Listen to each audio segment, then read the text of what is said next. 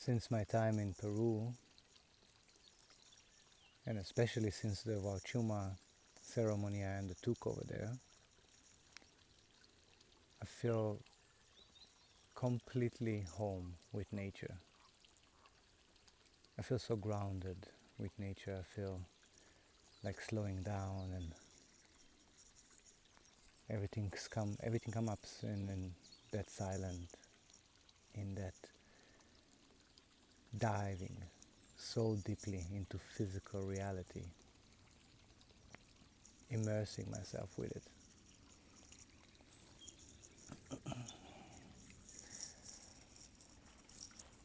And since then I'm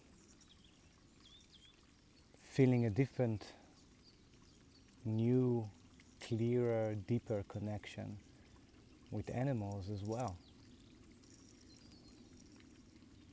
And it came to me, the feeling of what it is being an animal.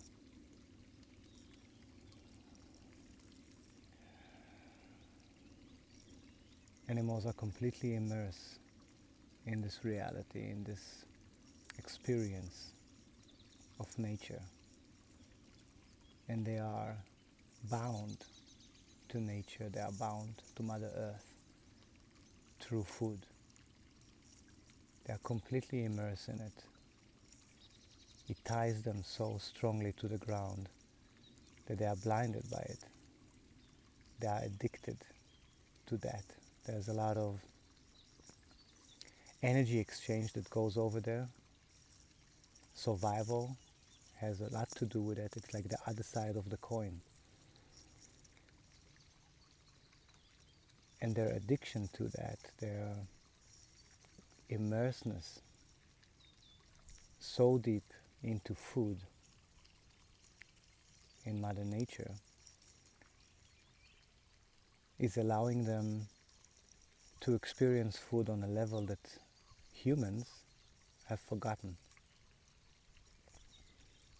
The taste of a fruit, the taste of a vegetable.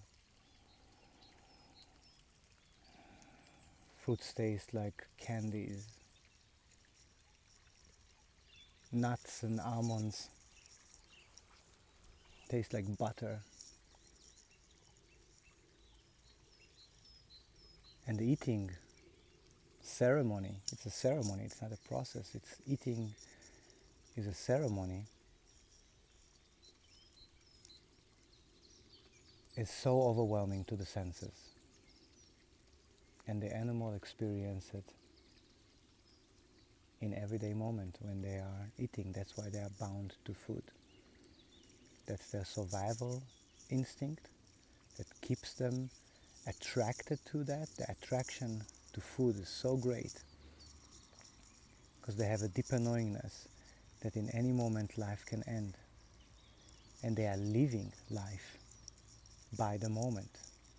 They are risking everything when they are eating, and they know it.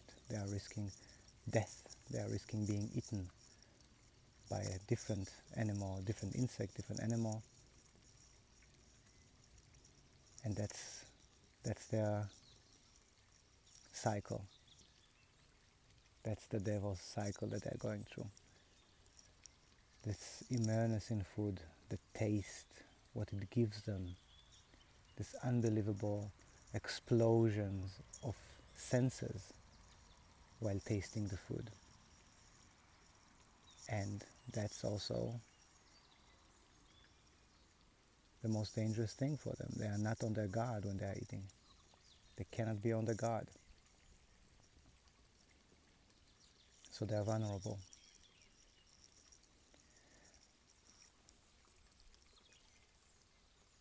But it's beautiful tapping into that. And it's beautiful allowing that to come back to my senses. The taste, how rich in flavor is every taste. I'm spending some time with sheep now, and they eat grass and hay, which is dry grass. And they are completely into that flavor. They are completely into their senses. their nostrils, their sense of smell, as well as their sense of taste. It's just exploding when food is around. Their eyes are getting bigger and completely concentrating on food. Nourishment, survival, cycle. It's beautiful to see how they are completely into that. And tapping into them allows me to tap into that by myself, into the richness of taste that food gives us, allows us. It's amazing. It's one of the strong connections that we have with Mother Earth, with this reality, with this physical reality. We come to this reality and the first thing we do, we take a breath. That's the first connection. And then it's food and water. They are mixed together.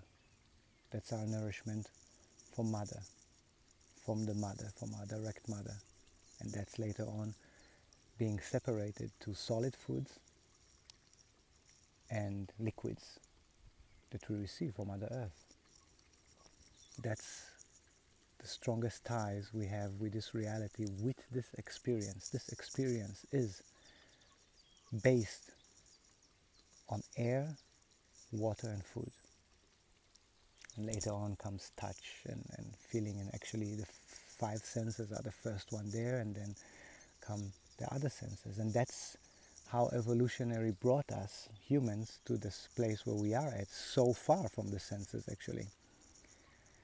Because if you look at the animals, there's not much awareness over there. There's just few things that are focused on. Food, survival, offsprings. Take care of myself and the next generation at the same breath. That's it.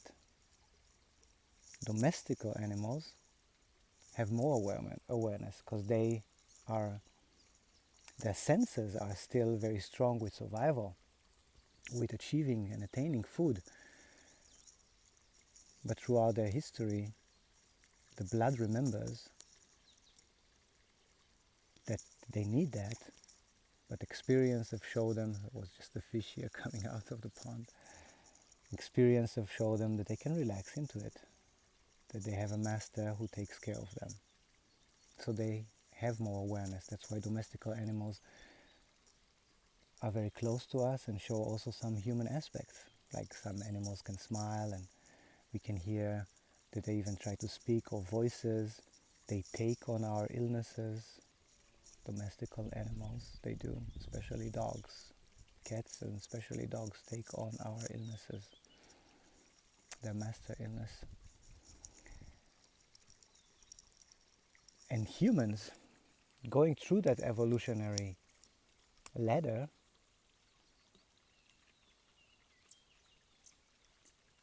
were exploded with awareness. When the question came, who am I? That set an evolutionary ripple effect all across this experience, this adventure called life. And human, coming to the peak of awareness, was just overwhelmed. And I'm speaking now about eons of times ago, was overwhelmed with the senses, being aware in the senses. So many of us experience it now, coming again to even a higher point of consciousness, or let's call it expanded, more expanded point of awareness. We are overwhelmed with what we are sensing. We are able to sense so deeply what goes around us. I'm able to sense every change of temperature, every single grade of change of temperature. I'm able to sense it. We are sensing energies. We are sensing life around us, and we are overwhelmed. And it causes many of us sometimes just to shut back down or to regress, to say, whoa, what's going on? I need to stop for a second before I'm taking the next step. And that happened 10 times fold during the evolutionary course of humanity. When the awareness was there and we stepped up We made that leap in evolutionary from the human, the Cro-Magnon human, to the Homo sapiens. It was a leap of awareness, and the senses were just exploding, and it was too overwhelmed to take. Imagine an animal, for example, getting that awareness. It would flip up, it would go nuts, it won't be able to survive.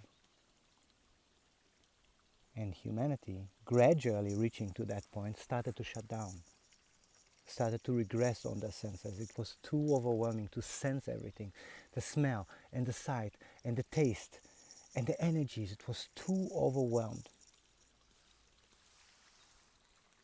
Plus the fact that we started making experiences based on power games that hurted us. So we shut off emotions, we shut off feelings, we closed our heart. It was too hurtful, and there was no understanding there. The mind could not catch up back then. Now the mind is starting to catch up with everything through technology, through science, and through awareness itself. The mind does step up and align itself with the wishes of the soul and the experiences of the body. It was another fish. So I see just a natural course of events leading humanity to shut down, to close their senses, to try to shut awareness down. But then, of course, it's the natural course that it will evolve, it will open up, it will expand, because there's a will there, there's a deeper sense, there's this very first sense of who am I that is still pulsing, is still sending a signal, and it's still causing a ripple, and will bring everyone to open up to their awareness, to their senses, and going actually back to sensing everything and beyond.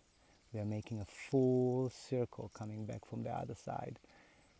And when the circle is finished, then there's what people call a leap of faith, or a leap, quantum leap. In physics can actually confirm that. There's a quantum leap, and I add to it, there's a big bang that shifts everything.